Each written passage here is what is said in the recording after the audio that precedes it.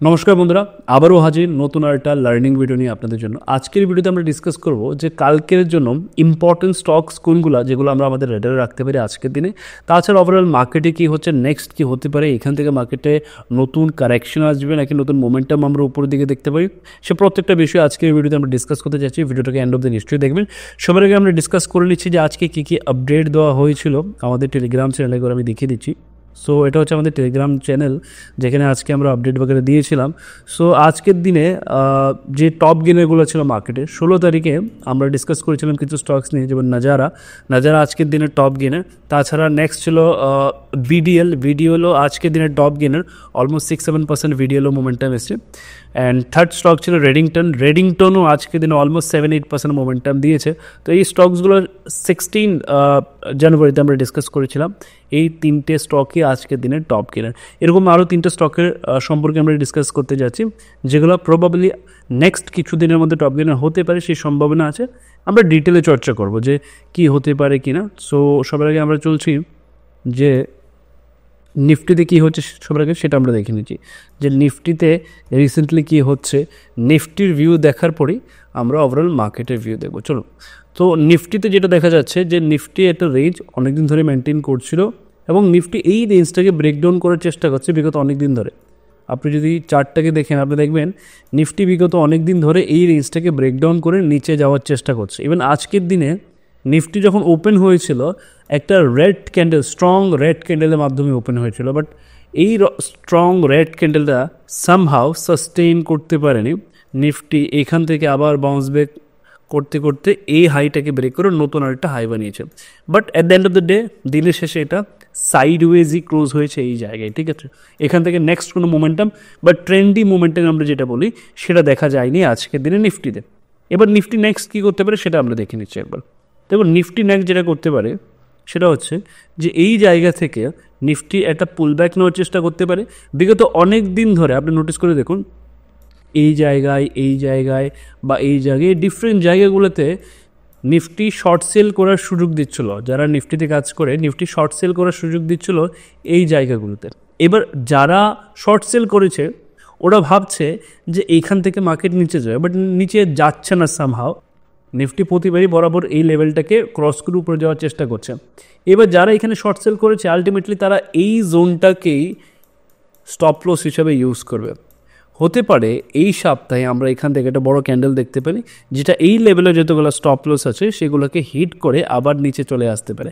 Exactly same situation আমরা এই কেসেও দেখেছিলাম। নোটিস করে দেখুন, এই কেসেও সেম সিচুয়েশন হয়েছিল যে নিফটি বিগত অনেক দিন ধরে একটা জায়গাতে ছিল, এখান থেকে কোনো মোমেন্টাম বানাচ্ছিল না। ফাইনালি একদিন মোমেন্টাম আসে একদম বটম থেকে, এবং এই লেভেলে যাদের স্টপ লস ছিল সবগুলো স্টপ লস হিট করে তারপরে নিচে আসে। এইখান থেকেও as it is same situation হতে পারে, তার জন্য আমরা মেন্টালি এবং টেকনিক্যালি প্রিপেয়ার্ড থাকবো। তো এই হচ্ছে আমার নিফটি রিভিউ। ডিসকাস করে নিচ্ছি ব্যাঙ্ক নিফটি নিয়ে, কি ব্যাঙ্ক নিফটিতে কী হচ্ছে। চলুন ব্যাঙ্ক নিফটি দেখে নিচ্ছি। So bank Nifty as it is, আমি বলেছিলাম যে এখানে আমি ব্যাঙ্ক নিফটিকে সাপোর্ট হিসেবে দেখছি, এখান থেকে বাউন্স ব্যাক আসতে পারে। সেই জিনিসটা আমরা দেখতে পেলাম লাস্ট কিছু দিনে।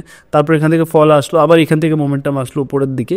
আবার এখান থেকে যতদিন না ব্যাঙ্ক নিফটি এই লেভেলের উপর সাস্টেন করছে, ততদিন আমরা ব্যাঙ্ক নিফটিতে কোনো প্রকারের কোনো কাজ করব না, কারণ এটা হচ্ছে মিড রেঞ্জে আমরা কোনো প্রকারের ডিসিশনস নেই না মার্কেটে।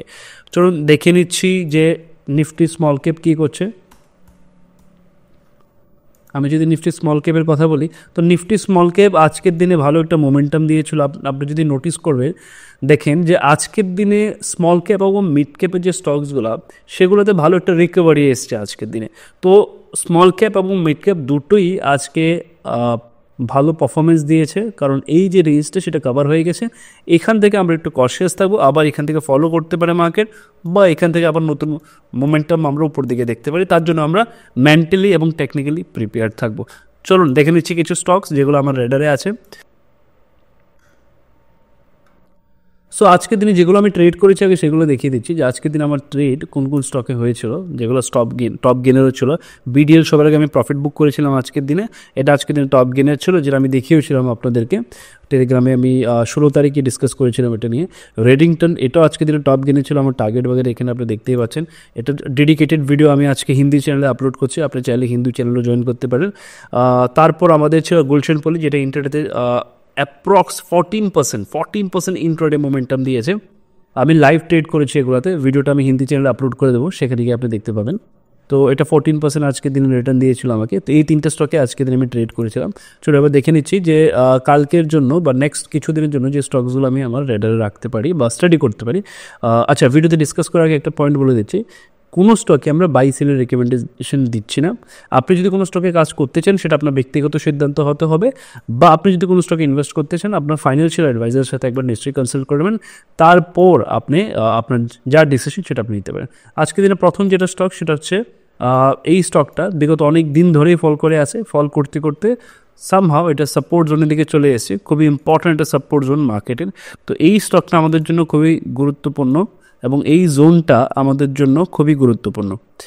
তো এই জোনটাকে আমি এখানে একটু মার্ক করে দিচ্ছি যাতে আপনাদের বুঝতে সুবিধা হয়।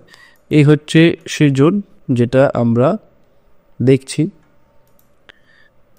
এখান থেকে আমরা একটা বাউন্স ব্যাক এক্সপেক্ট করছি যে মার্কেট এই লেভেল থেকে একটা বাউন্স ব্যাক দিতে পারে, তার জন্য আমরা প্রস্তুত থাকবো। রিটেল ট্রেডারের পার্টিসিপেশনস হবে এই ব্রেকআউটের পর, তার জন্য আমরা প্রস্তুত থাকবো। তো এই হচ্ছে অ্যাডভান্স জোন যেখানে আমরা প্ল্যান করে থাকি আলটিমেটলি। নেক্সট যে স্টকটা থাকছে সেটা হচ্ছে এটা অলমোস্ট সেম, এবং দুটো স্টকেই কারেকশন হয়ে নিচে এসছে। লাস্ট কিছুদিন ধরে স্টকগুলোতে কারেকশন চলছিল। আচ্ছা, আরেকটা কথা বলে রাখি, আমার বাংলাটা খুবই খারাপ, সো অনেকে হয়তো সেটা ভাবছেন। সো জিআরএসি থেকে আমরা একটা মোমেন্টাম এক্সপেক্ট করতে পারি। জিআরএসি লাস্ট কিছুদিন আগে আমি ডিসকাস করেছিলাম যে এখান থেকে একটা বাউন্স ব্যাক আসতে পারে, as it is same bounce back আমরা দেখতে পাচ্ছি। আজকের দিনও জিআরএসি অলমোস্ট 5 to 6% কাছাকাছি মোমেন্টাম দিয়েছিল। তো এই হচ্ছে দ্বিতীয় স্টক। আর তৃতীয় স্টকের কথা যদি আমি বলি সেটা হচ্ছে আমাদের তৃতীয় স্টক হচ্ছে আমাদের এ হচ্ছে জাস্ট ডায়াল, ঠিক আছে। এই হচ্ছে আমাদের তৃতীয় স্টক, যেটার মধ্যে বিগত অনেক দিন ধরে ফলো এসেছিল। এটাও একটা ইম্পর্টেন্ট জোন থেকে বাউন্স ব্যাক করার চেষ্টা করছে। তো এই স্টকটাও আমরা ওয়াচ লিস্টে রাখবো, এবং এটাও একটা ইম্পর্টেন্ট জোন থেকে বাউন্স ব্যাক করার চেষ্টা করছে। তো এই 3টে স্টক আমরা ওয়াচ লিস্টে রাখছি ফর নেক্সট এই উইকের জন্য বা কালকের জন্য। আমরা দেখতে পারি এই স্টকগুলোতে মোমেন্টাম আসতে পারে, বাট কোনো স্টকে বাই সেলের রেকমেন্ডেশন নেই।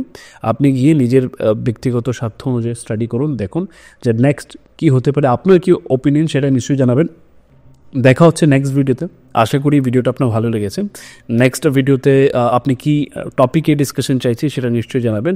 আর চ্যানেলে যদি নতুন থাকেন সবার আগে চ্যানেলটা সাবস্ক্রাইব করে দিন।